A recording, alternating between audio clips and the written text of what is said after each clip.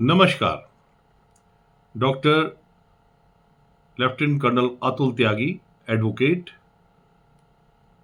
Fair law practitioners, Greno news की ओर से सामाजिक और विधिक मसलों पर विश्लेषण करने के लिए आपके सामने। दर्शकों, 25 नवंबर का दिन उच्चतम न्यायालय में एक नजीर गढ़ने वाला दिन रहा। एक ट्रेंड सेटर जजमेंट में उच्चतम न्यायालय ने 25 नवंबर को अपने एक निर्णय में एक सैन्य अधिकारी की बर्खास्तगी के ऊपर मोहर लगा दी।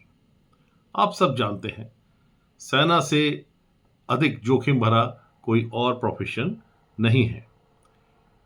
अदालत ने बेहद तर्कसंगत निर्णय में अधिकारी की धार्मिक मान्यता को उसके सैनिक दायित्व के ऊपर मानने से साफ इनकार किया और उसके कंडक्ट को घोर अनुशासनहीनता में माना। सुप्रीम कोर्ट द्वारा लेफ्टिनेंट सैमुअल कमलेसन के मामले में एक यह निर्णय लिया गया। आपने शायद अखबारों में पढ़ा होगा कि एक ईसाई अधिकारी यह रहे और इन्होंने बार बार धार्मिक परेडों में भाग लेने से, रेजिमेंटल पूजा स्थलों पर जैसे मंदिर और गुरुद्वारा में प्रवेश करने से इनकार किया।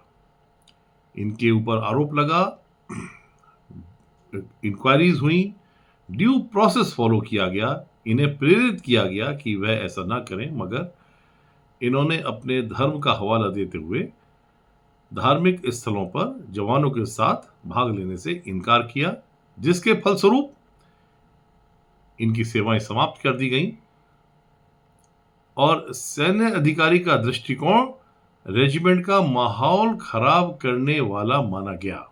यह उच्चतम न्यायालय के नजीर गढ़ने वाले इस जजमेंट के अंदर ये सब बातें हैं।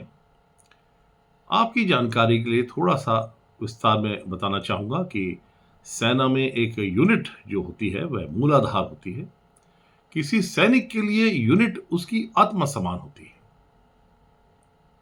प्रथा अनुसार सभी सैन्य अधिकारी यूनिट के सैनिकों की संरचना अनुसार ही पूजा स्थलों से अपना जुड़ाव रखते हैं और उनकी मान्यताओं को सर्वोपरि मानते हुए उन्हें सार्वजनिक तौर पर अपने धर्म को पीछे रखते हुए अपनी प्रोफेशनल सर्विसेज को निभाते हैं। पृथक धार्मिक मान्यताओं को मानना, अपने सैनिक के धार्मिक परंपराओं और आस्था के साथ जुड़ाव न रखना, सामूहिकता और एकता के सिद्धांत को नष्ट भ्रष्ट कर सकने की क्षमता वाला माना जाता है। एक अधिकारी के लिए सैनिक धर्म सर्वोपरि होता है। सेना का अपना धर्म है और यह सेना का जो धर्म है वो यूनिटों के धर्मों के हिसाब से एक रूप लेता है। अधिकारी का उसमें ढल जाना युद्ध क्षेत्र की तमाम विषमताओं को, मुश्किलों को आसान करने वाला साबित होता है।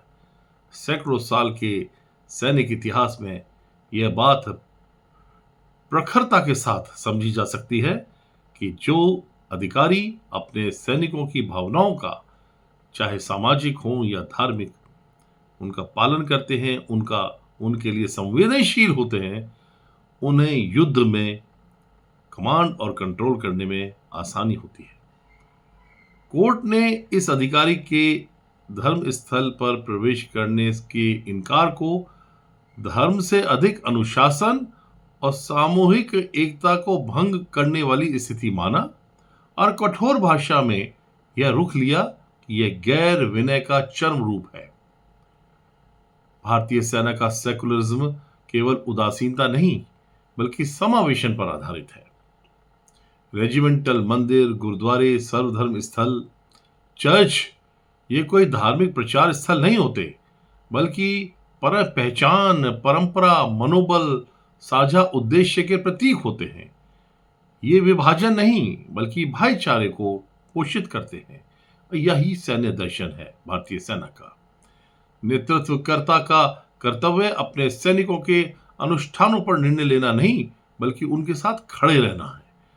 इस उपस्थिति से मनोबल टिकता है। कोर्ट ने स्पष्ट किया कि संविधान धर्म स्वतंत्रता की रक्षा करता है, पर यह किसी ऐसे वैधानिक आज्ञा से इनकार को स्वीकृत नहीं करता जो सैन्य संस्कृति और अनुशासन का केंद्र हो। यानी कि सैन्य संस्कृति को एक अलग दर्जा दिया। सेना में अनुशासन और सामूहिक एकता केवल वांछनीय ही नहीं बल्कि अस्तित्व प्रणाली संबंधी आवश्यकताएं हैं। दर्शकों, the judgement should not be construed as a critique of any individual faith or faiths, but rather as an affirmation of a foundational military truth. In uniform, personal belief cannot be allowed to overshadow institutional identity, institutional duties.